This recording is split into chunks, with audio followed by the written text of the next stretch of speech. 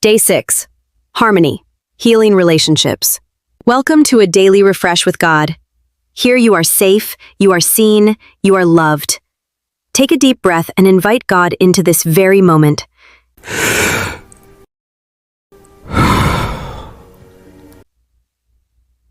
God, you are the Prince of Peace.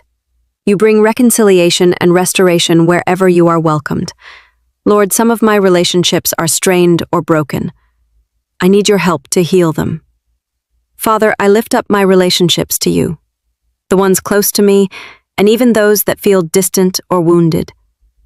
Bring healing where there has been hurt, understanding where there has been confusion, and forgiveness where there has been offense. Soften hearts that have grown hard. Tear down walls that divide. Let my words today be gentle, my actions reflect love, and my spirit be guided by peace. Teach me to be quick to listen, slow to speak, and slow to become angry. Use me as an instrument of harmony, Lord, and let my relationships honor you. Amen. Blessed are the peacemakers, for they will be called children of God. Matthew 5:9.